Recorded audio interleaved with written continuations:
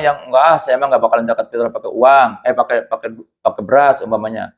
Saya mah mau sedekah aja 50 juta. 50 juta sedekah, tapi tidak zakat fitrah. Itu tidak akan bisa mengalahkan pahala zakat fitrah yang cuman mungkin 2,5 kg, 2,7 kg, 2,8 kg, atau 3 kilo. Itu tidak akan bisa menyamai, karena zakat fitrah itu statusnya adalah wajib.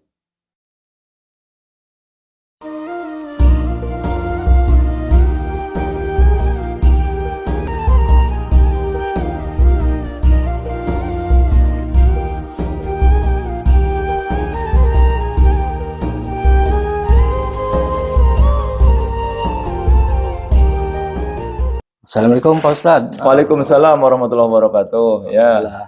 Ini Pak Ustadz, saya mau bertanya nih. Kebetulan sekarang kan sudah berada di penghujung Ramadan, ya. Berada di 10 terakhir ya. Ya. Kebiasaan udah ada satu kewajiban untuk umat muslim kan untuk menunaikan zakat fitrah. Betul. Kebetulan saya sebagai pengurus di masjid, di Masjid As-Salam, saya selalu ditunjuk sebagai pengelola zakat fitrah. Baik. Ini Pak Ustadz, saya mau bertanya, apakah saya sebagai orang yang ditunjuk untuk mengelola zakat fitrah sudah bisa dikategorikan sebagai amil menurut syariat gitu ya Pak Ustadz?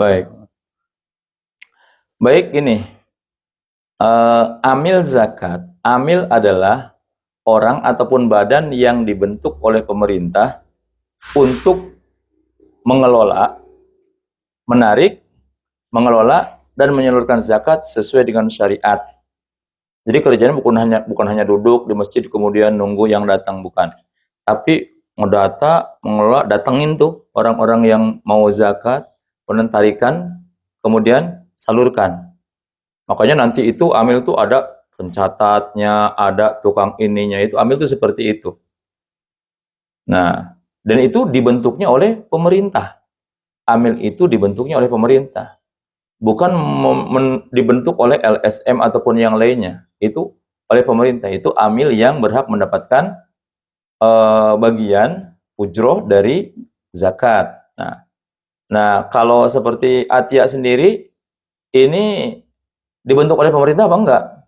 Bukan, Pak Ustadz. Bukan ya? Oh, bukan. Kalau bukan, berarti biasa, ini mah seperti biasa di masjid kali ya? Iya. Ada orang yang datang ke masjid, kemudian nitip zakat gitu ya. Nah, kita ya, kemudian kita terima, nanti kita salurkan. Nah, kalau seperti itu posisinya, ini bukan amil, tapi sebagai wakil dari muzaki. Muzaki itu orang yang zakat. Jadi posisi kalau yang bukan dibentukan oleh pemerintah, itu adalah posisinya adalah statusnya sebagai wakil. Wakil itu apa? Jadi orang yang zakat, gini, istilahnya dia kan udah niat nih, udah niat, kemudian nih ya Patia, nih saya zakat. Nah, kan zakatnya bukan buat Patia, bukan. Ya. Zakatnya bukan buat Patia, kemudian Patia, ya saya terima. Niatnya juga untuk disalurkan lagi kepada yang lain. Nah, karena kita bukan amil, sebagai wakil, kalau dibahasakan, kalau disederhanakan, nih Patia, saya mengeluarkan zakat, wakil kepada Patia, tolong salurkan kepada mustahiknya. Jadi seperti itu. Jadi posisi Patia itu disuruh mewakili muzaki. Sebagai perantara ya? Hanya sebagai perantara, betul.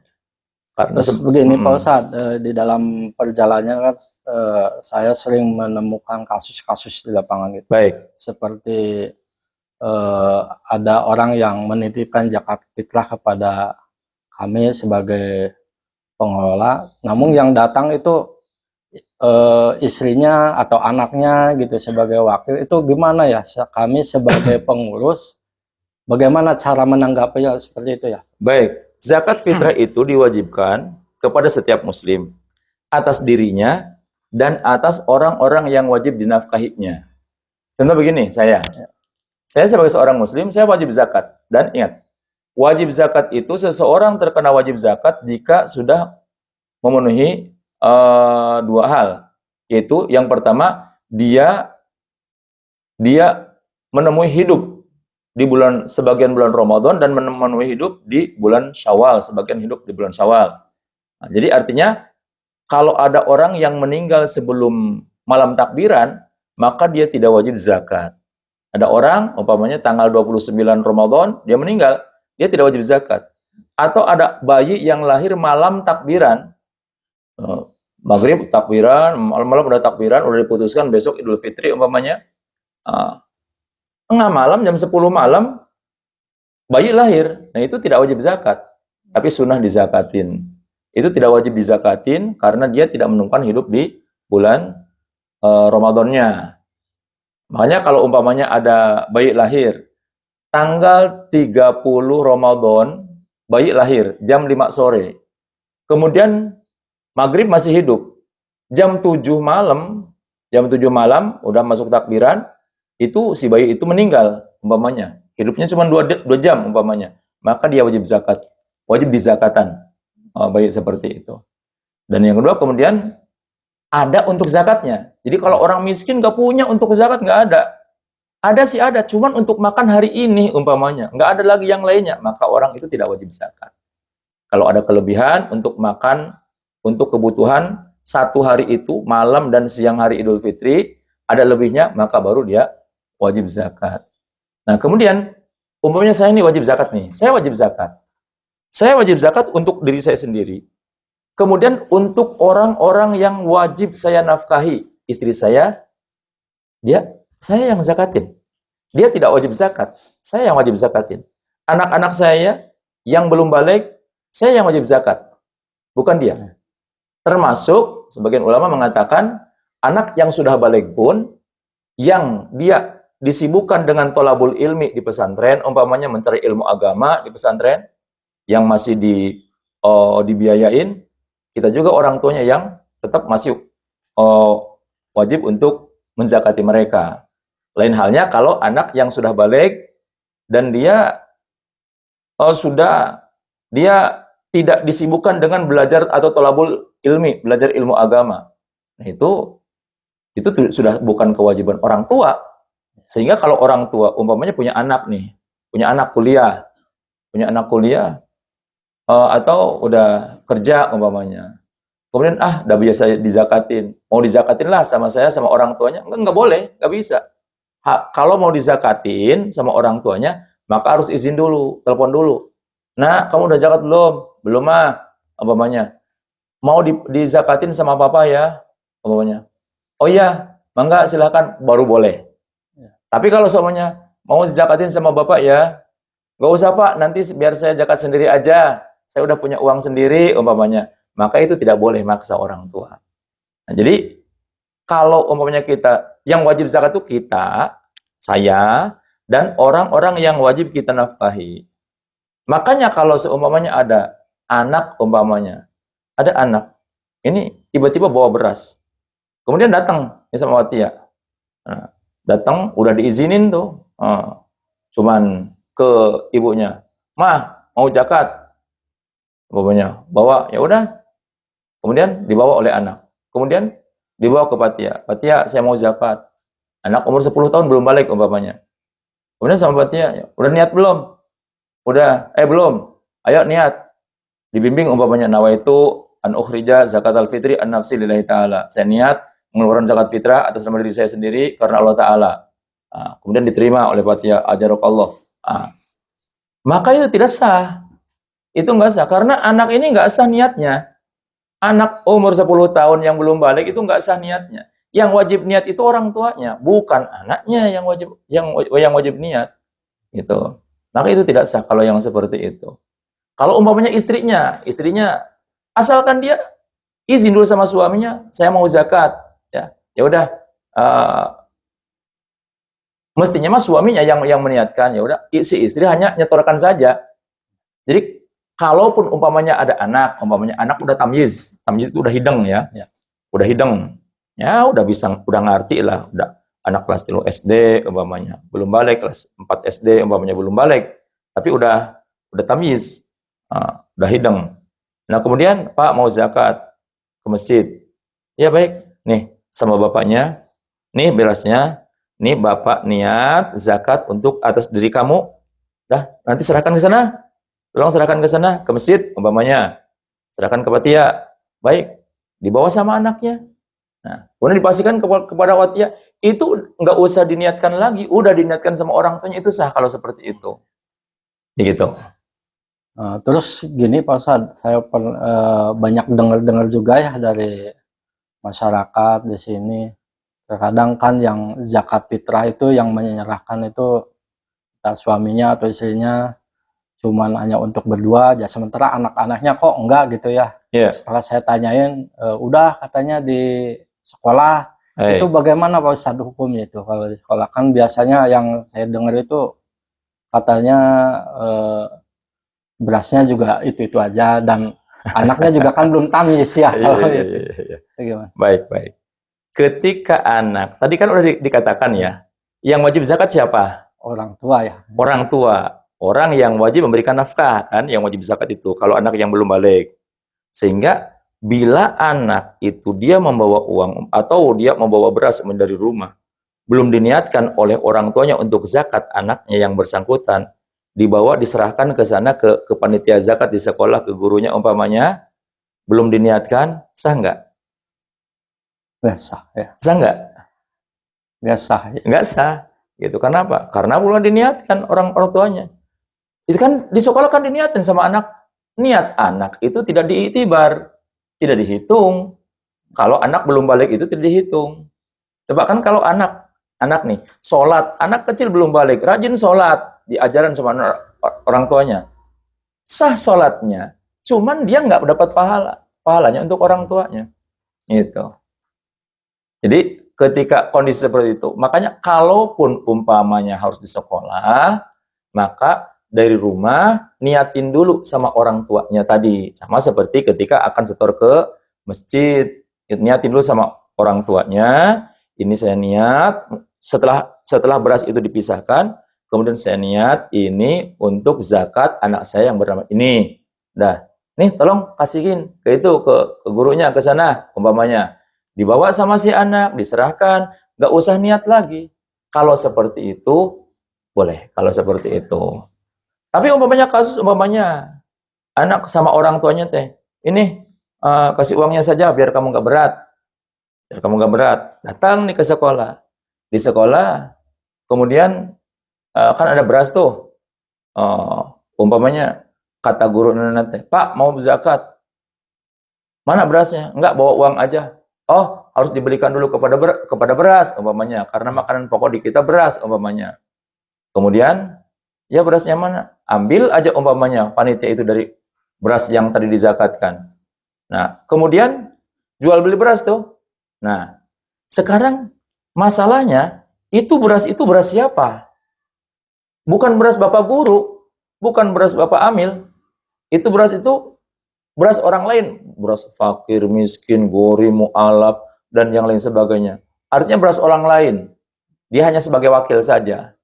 Karena masalah keamilan, masalah di sekolah juga masih diperdebatkan itu. Dia hanya sebagai batas wakil saja.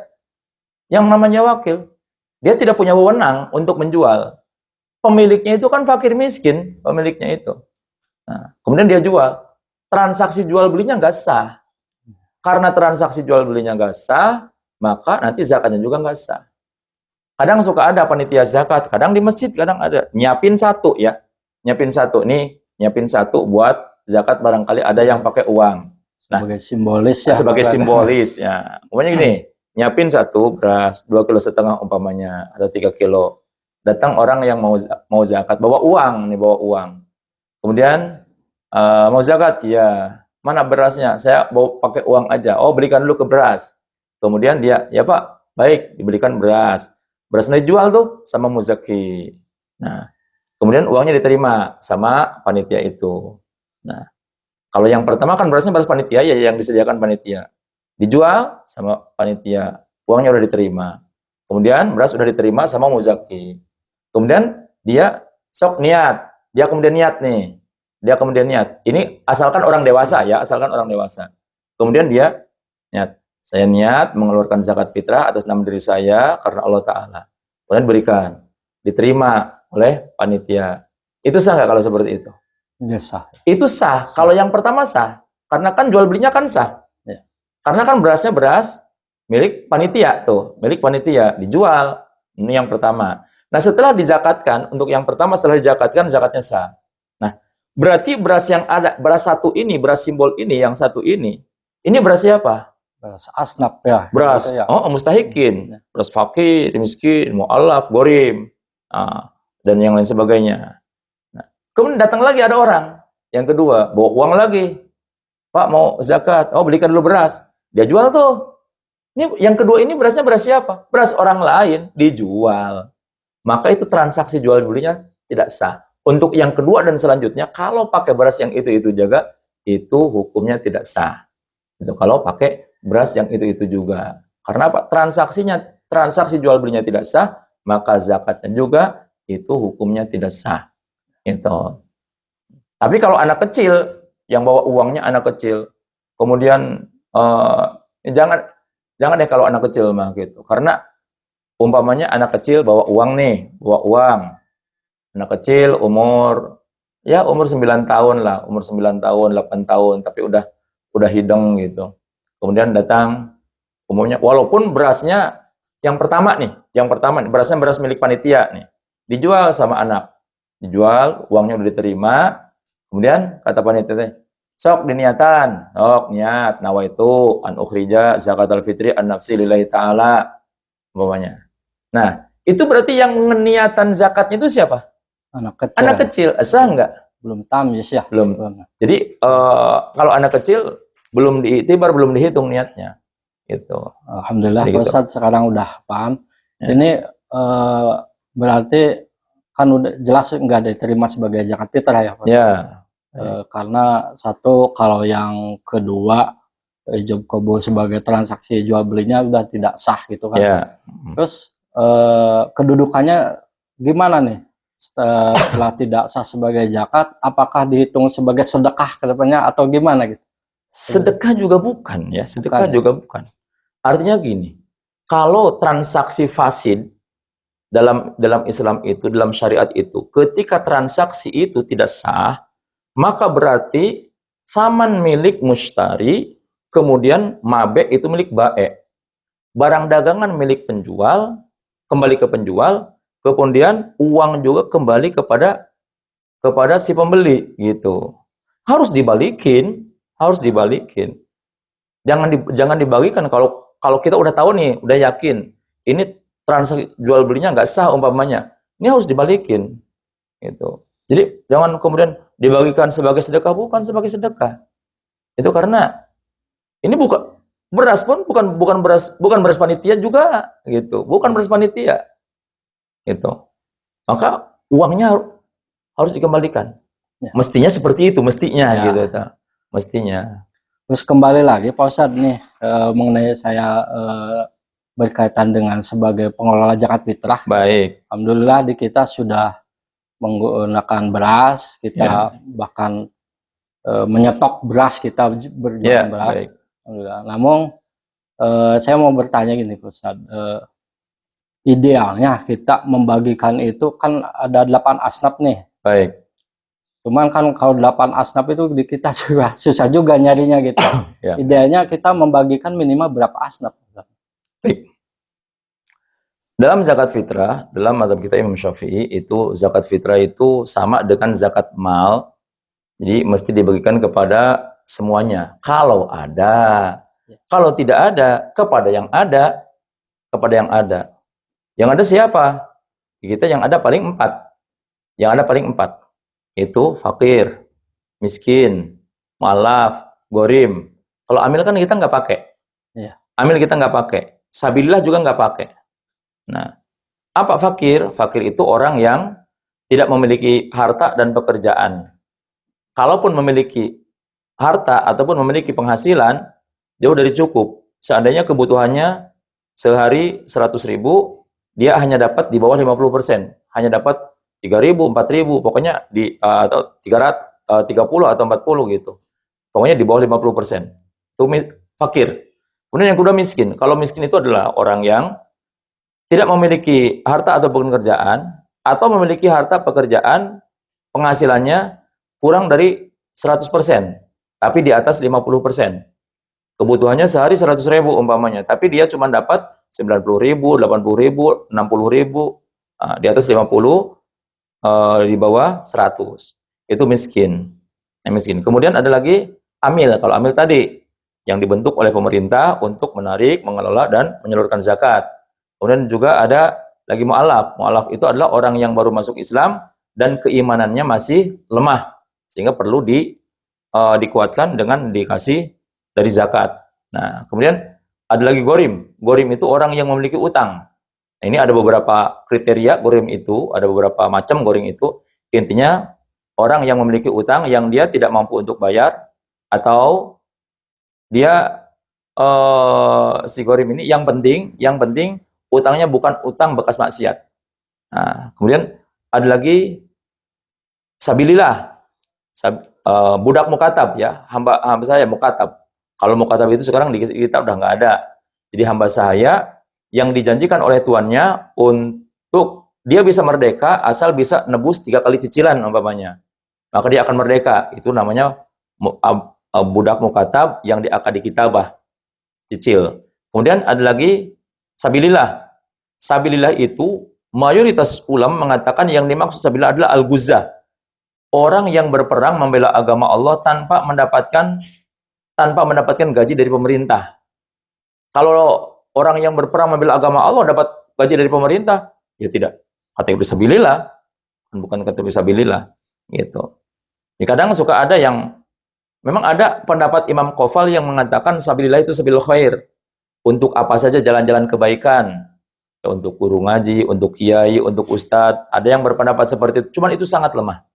Itu jadi sehingga kita tidak dipakai, karena rata-rata dari madhab itu madhab baik Syafi'i, Hanafi, Hambali ataupun Maliki mengatakan sabilillah itu rata-rata al-ghuzzah, kecuali ada di sebagian madhab Hambali ada yang mengatakan termasuk orang yang sabilillah juga orang yang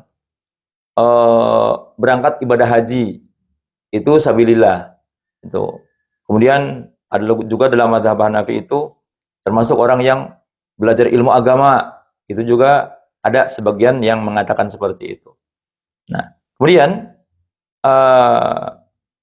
Ibnu Sabil itu musafir, orang yang mau melakukan perjalanan tapi dia nggak punya ongkos, atau orang yang melakukan perjalanan di tengah-tengah dia kehabisan ongkos. Di situ ada baladuz zakat, ada tempat pembagian zakat, dia boleh minta atas nama zakat. Nah, ini 8 ya. Seperti yang terangkan dalam Al-Quran, surat At-Taubah itu, innamas shadaqatu lil fuqara wal masakin, sampai akhir. Nah, kemudian ketika kita mengeluarkan zakat fitrah, itu sebagai pengelola kepada siapa? Ya kepada yang ada. Cuman ada sebagian ulama yang mengatakan bahwasanya kalau zakat fitrah beda dengan zakat mal. Kalau zakat mal memang harus ke-8-8-nya atau yang ada dari ke-8 asnaf itu. Tapi ada sebagian ulama yang mengatakan kalau khusus untuk zakat fitrah itu untuk fakir miskin saja. Untuk fakir miskin. Jadi nggak ada itu untuk gorim, untuk sabilillah, ibnu sabil, nggak ada. Nah, ada sebagian ulama yang mengatakan. Bahkan ada satu pendapat dari Ibnu Ujail itu yang mengatakan bahwasanya zakat fitrah itu boleh diberikan kepada satu orang langsung. Kepada satu orang fakir, pada satu orang miskin, itu boleh. Itu pendapat Ibnu Ujail. Nah, jadi ada yang berpendapat seperti itu. Nah, kemudian tadi kan dikatakan bahwasanya jika pembagian zakat, mau zakat mal ataupun zakat fitrah, umpamanya kita nih ada 4 asnaf yang ada di kita, fakir, miskin, mu'alaf, gharim umpamanya. Nah, kita umpamanya harta zakat itu ada 10 juta. Ini mustahiknya ada 4 kelompok. Maka wajib disamaratakan masing-masing kelompok. Jadi kalau 10 juta dibagi 4 berarti 2,5 juta. Maka fakir 2,5 juta, miskin 2,5 juta, gharim 2,5 juta, mu'alaf 2,5 juta. Adapun nanti pembagiannya, pembagian fakir nih ada berapa orang nih? Ada berapa orang? Nah, maka dibagi. Itu kalau pembagiannya kepada per individunya tidak sama juga tidak apa-apa. Siapa yang kebutuhannya lebih besar, dia dikasih lebih besar, itu boleh seperti itu. Dan minimal setiap asnafnya itu minimal 3 orang. Fakir minimal 3 orang, miskin minimal 3 orang, mu'alaf minimal 3 orang, dan juga gharim juga minimal 3 orang. Nah, jadi seperti itu. Alhamdulillah. Pak Ustadz, ini sebagai pertanyaan terakhir, ada yang tanyakan, gimana kalau ada yang zakat fitrah menggunakan dengan uang? Baik. Zakat fitrah dengan uang. Ini berawal dari kita langsung ke pendapat ulama ya, pendapat ulama. Bahwasanya berawal dari hadis Nabi yang mengatakan dari Ibnu Umar bahwasanya faradha Rasulullah telah mewajibkan zakat fitrah untuk setiap muslim, baik laki-laki perempuan, tua muda, merdeka ataupun hamba sahaya, satu sok min tamrin dari kurma, au burrin atau bur atau syairin atau syair. Yang mana semuanya itu adalah makanan. Itu adalah makanan. Sehingga pada zaman Nabi, zaman sahabat, zaman tabi'in tidak ada zakat kecuali pakai makanan. Gitu. Nah, kemudian pendapat-pendapat para ulama, kita langsung ke pendapat para ulama. Mayoritas ulama seperti ulama madhab seperti Imam Syafi'i, Imam Maliki, Imam Hambali, Imam Hanafi itu menyatakan bahwasanya zakat harus menggunakan bahan makanan pokok. Tidak bisa zakat dengan menggunakan qimah ataupun dengan menggunakan uang. Hanya ada satu ulama yang membolehkan zakat dengan uang, yaitu Imam Hanafi. Imam Hanafi. Nah, dan Imam Hanafi pun beliau membolehkan zakat dengan uang itu dengan menggunakan standar makanan.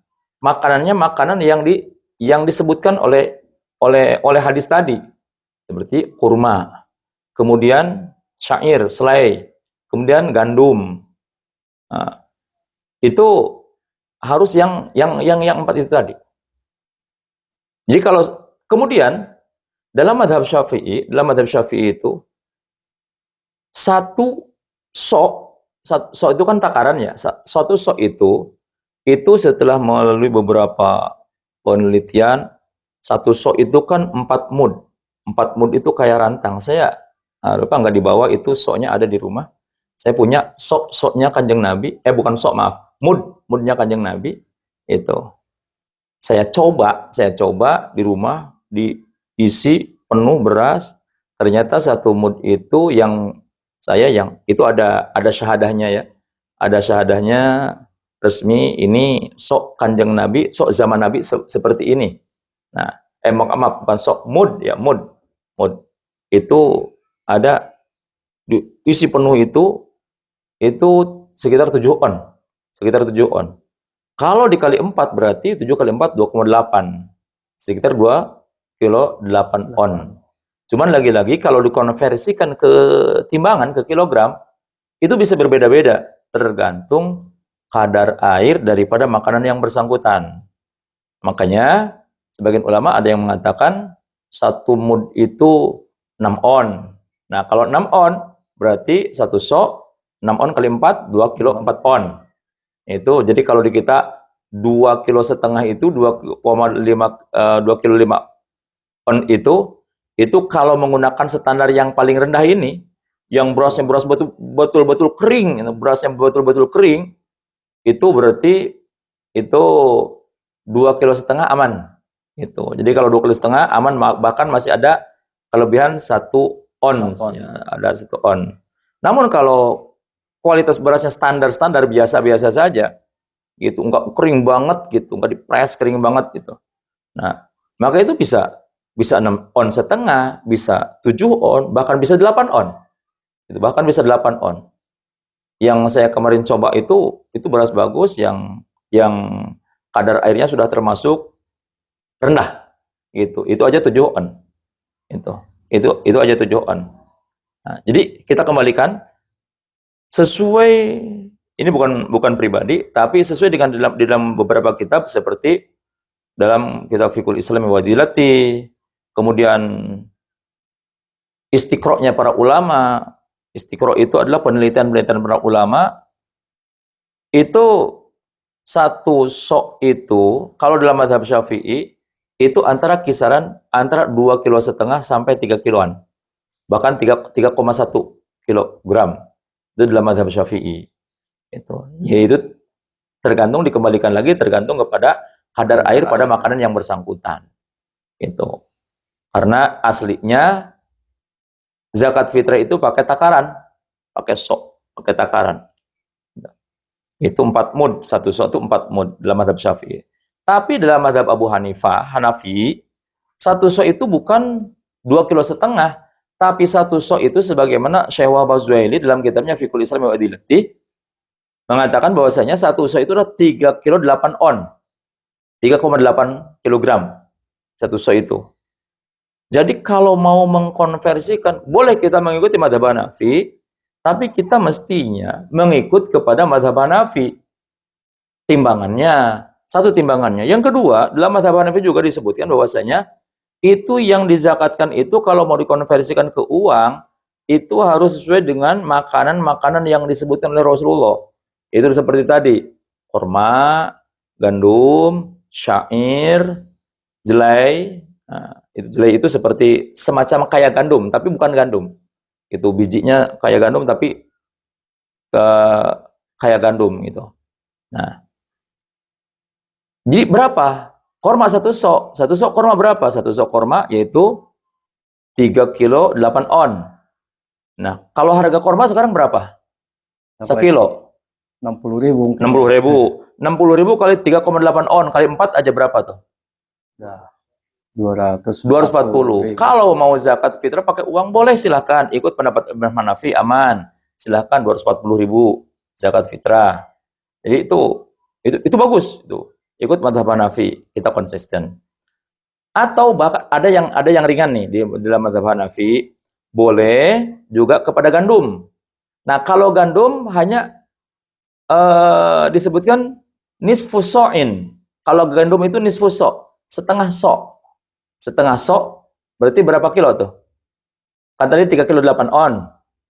3,8 on. 19 ya, 1 kilo 9 1,9 ya, kilo ya. 1,9. 1,9, 1 kilo 9 on. Nah, itu pakai gandum.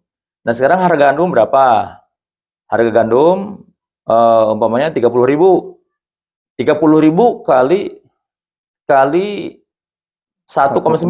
kali 2 kilo lah. Sekitar berapa? 60 ya. 60. Ya, kalau mau pakai standar gandum setengah sok ya. Setengah sok boleh. Berarti lihat harga gandum berapa. Jadi idealnya kita mengkonversikan uang itu bukan ke beras. Bukan ke beras, 2,5 kilo bukan. Tapi kalau mau ke kurma. Satu sok nih, berat nih kalau ke kurma. Atau ke gandum, setengah sok nih. Setengah sok. Ya di atas 50.000. Di atas 50.000 kalau harga, kecuali kalau harga gandumnya umpamanya 10.000 umpamanya. Harga gandum biji umpamanya 10.000. 10.000 kali 19 ya 19.000, cuman 19.000 gitu. Tapi harga gandum kalau saya kemarin cek itu harga gandum itu antara di 15 sampai 39 gitu. Jadi kalau umpamanya ya disesuaikan dengan harga gandum saat itu aja gitu. Kalau mau yang ringan terpaksa harus pakai uang. Makanya untuk lepas daripada itu semua, lepas itu semua. Jadi kita tidak mengatakan bahwa zakat dengan uang tidak boleh. Ada yang membolehkan. Ada, cuman kita harus konsekuen. Siapa yang membolehkan? Ikut ulama yang membolehkan. Caranya seperti apa? Ikut juga ulama yang bersangkutan. Tidak dicampur aduk. Nah, jadi tidak dicampur aduk. Nah, jadi itu. Jadi kita nggak mengatakan bahwasanya dengan uang nggak boleh. Ya, ada yang membolehkan kok. Cuman tempuh tata caranya. Nah, supaya kita aman, kalau pribadi ya, supaya kita aman, yang udah jelas aja disepakati para ulama dengan beras, bawa berasnya, itu udah aman, itu sah gitu. Menurut mayoritas ulama, jumhur ulama itu sah. Bawa kita, jangan pernah kita merasa bahwasanya oh ribet kalau pakai beras mah ribet, ibadah kok ribet. Enggak ribet. Ibadah kok ribet. Berangkat umroh aja seperti itu, harus bikin paspor dulu, harus meningitis dulu, ini itu. Misalnya, nih ngantri ini itu nggak ribet. Kenapa? Niatnya ibadah. Ini zakat fitrah itu ibadah. Ibadah setahun sekali. Ibadah yang rutin setahun sekali. Nah, dan zakat fitrah itu selain perintah dari Allah, itu di antara hikmahnya itu untuk membersihkan kita. Membersihkan kita dari omongan-omongan yang tidak baik ketika selama kita melaksanakan ibadah puasa. Ini sangat besar pahalanya. Jadi kalau semuanya orang zakat fitrah dengan 3 kilo umpamanya, dengan 3 kilo dia zakat fitrah. Kemudian di waktu yang sama ada orang yang enggak, saya emang nggak bakalan zakat fitrah pakai uang, pakai beras umpamanya. Saya emang mau sedekah aja 50 juta. 50 juta sedekah, tapi tidak zakat fitrah. Itu tidak akan bisa mengalahkan pahala zakat fitrah yang cuman mungkin 2,5 kilo, 2 kilo 7 on, 2 kilo 8 on, atau 3 kilo. Itu tidak akan bisa menyamai karena zakat fitrah itu statusnya adalah wajib. Itu wajib, tidak bisa dikalahkan dengan, bahkan tidak bisa ditebus dengan yang sunnah. Jadi seperti itu. Alhamdulillah, Ustaz, terima kasih ya pencerahannya. Ya. Mudah-mudahan bermanfaat buat saya. Amin, amin, amin, Sebetulnya zakat fitrah itu mudah kalau dilaksanakan sesuai prosedur syariatnya, Pak baik, Ustaz. betul. Terima kasih, Pak Ustaz. Ya, sama-sama. Ya.